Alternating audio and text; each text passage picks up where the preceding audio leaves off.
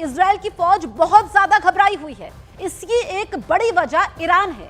Report यह है कि ईरान किसी भी वक्त सीरिया पर बड़ा फैसला कर सकता है। खामेनेई ने ऐसा ऑर्डर पास कर दिया है जिसे ईरान की सेना का युद्ध वाला ब्लूप्रिंट कहा जा रहा है।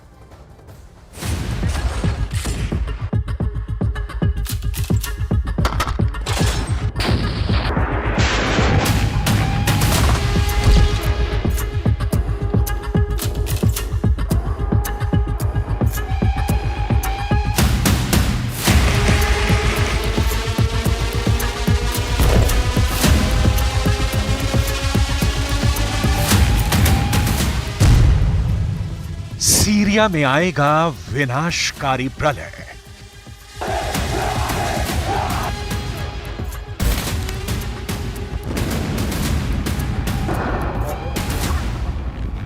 बशर अल असद की सत्ता उखड़ते ही ईरान और रूस को सीरिया से बैकअप करना पड़ा। बशर अल असद के शासन में ईरान और रूस का सीरिया में जलवा हुआ करता था, लेकिन अब सब कुछ बदल चुका है। दमिश्क में जूलानी काबिज है, तुर्की अपना इलाका बढ़ाने को लगातार बेकरार है और इजरायल तो सीरिया में घुसकर अपनी मिलिट्री पोस्ट भी बना चुका है। ईरान के विदेश मंत्री को सीरिया में मिली यह हार शुभ रही है, इसीलिए ईरानी विदेश मंत्री अब्बास अराक्ची ने सीरिया को वो चेतावनी दे दी जो अगर सही साबित हुई तो सीरिया खंड खंड हो जाएगा। पहले से ही खंडहर सीरिया का वो हाल हो सकता है कि वहां धूल और धुएं के गुबार को छोड़कर कुछ नहीं बचेगा, यानी विनाशकारी प्रलय। और इसके लिए ईरान ने अपनी गोटियां सेट करनी शुरू भी कर दी हैं। देखिए क्या कहा है अब्बास अराक्ची ने।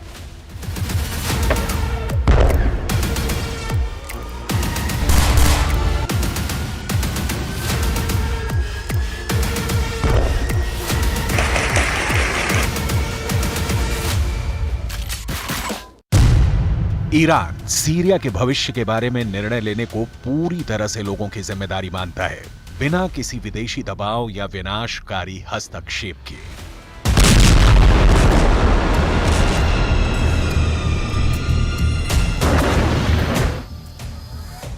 क्या कहना चाहते हैं ईरान के अब्बास अराक्ची, खुद समझिए आप, अगर नहीं तो समझिए। ईरान को सीरिया में इजरायल, तुर्की और अमेरिका का घुसना अंदर तक साल रहा है। ईरान को सीरिया छोड़ना पड़ा। इस गम को महीने बीत जाने के बाद भी ईरान भूल नहीं पाया है। ईरान सीरिया की हर हलचल पर नजर रख रहा है। می‌کنیم تحولات رو که اون نگرانی‌هایی که وجود داره به وقوع نپیونده. این نگرانی‌ها همونطور که عرض کردم احتمال وجود بروز یک جنگ داخلی مجدد یا یک جنگ فرقه‌ای بین طوایف مختلف یا خدای نکرده تجزیه سوریه یا اصلا فروپاشی کامل سوریه و تبدیل شدنش به مرکزی و مأمنی برای تروریست‌ها. و البته یک نگرانی ویژه هم جمهوری اسلامی داره و اون سوء استفاده رژیم صهیونیستی است، کما اینکه از دیشب هم یک تحرکاتی شروع شده و اینکه مناطقی در جولان اونها بخواد به تصرف مجدد در अराक्ची वही कह रहे हैं जो ईरान के सुप्रीम लीडर उनसे कहलवाना चाहते हैं। ईरान के सर्वोच्च नेता जो असद के प्रमुख समर्थकों में से एक रहे हैं, वो ईरान में बैठे बैठे सीरिया पर नजर रख रहे हैं। सुप्रीम लीडर खामेनेई सीरिया के युवाओं को जोलानी के खिलाफ खड़ा होने की अपील कर रहे हैं। सीरिया के युवा उन लोगों के खिलाफ ताकत और दृढ़ संकल्प के साथ खड़े होंगे जिन्होंने सीरिया में इस असुरक्षा की योजना बनाई और इसे लागू किया है। ईश्वर की इच्छा से वो उन पर विजय प्राप्त करेंगे। क्या खामेनेई का यह बयान सीरिया में गृह युद्ध की चिंगारी को और भी भड़का सकता है? क्योंकि असद की सत्ता जाने के बाद सीरिया में कई गुटों में तनाव इतना बढ़ चुका है कि मामला जुबानी जंग से आगे बढ़कर बम बारूद तक पहुंच चुका है।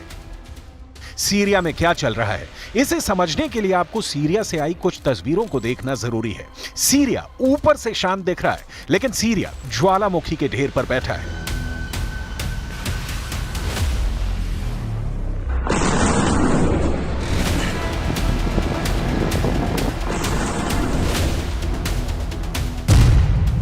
सीरिया के होम्स में फायरिंग।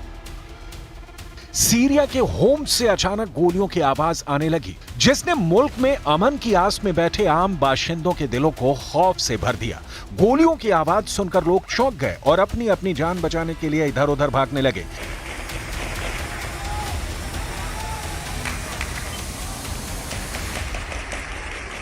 सड़कों पर हजारों लोग इकट्ठा हो गए। मतलब भले ही कमांडर जोलानी दमिश्क की सत्ता पर काबिज हो चुका है, लेकिन सीरिया की स्थिति हर गुजरते दिन के साथ बिगड़ती जा रही है।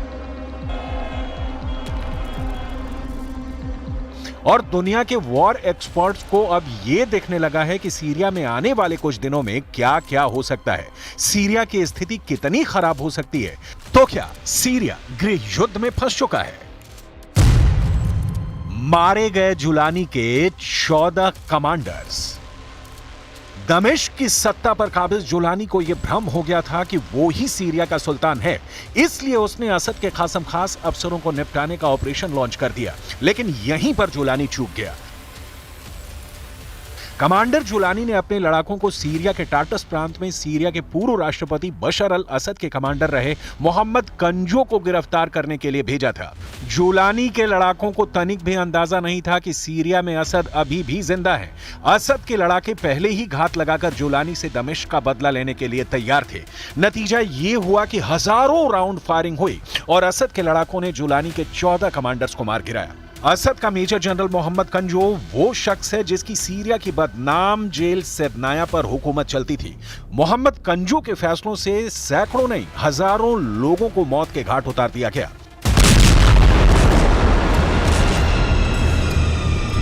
सीरिया वर्चस्व की लड़ाई का मैदान बन गया है। सीरिया को रूस और ईरान ने छोड़ा तो अब सीरिया में अमेरिका, इजरायल और तुर्की घुस चुके हैं।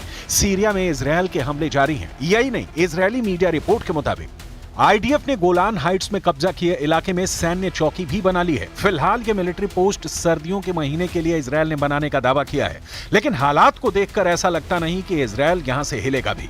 संयुक्त राष्ट्र गोलान हाइट्स को सीरिया के कब्जे वाला इलाका मानता रहा है। हालांकि बफर जोन पर कब्जे के तुरंत बाद इजरायली रक्षा मंत्री इजरायल काट्ज ने सेना को पूरे सर्दियों में रहने के लिए तैयार रहने का आदेश दिया।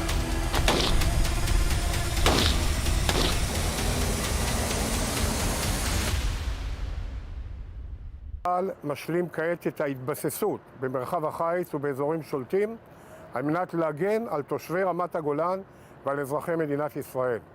הנחיתי, יחד עם ראש הממשלה את צה"ל, להקים מרחב הגנה סטרילי מנשק ומאיומי טרור בדרום סוריה על מנת למנוע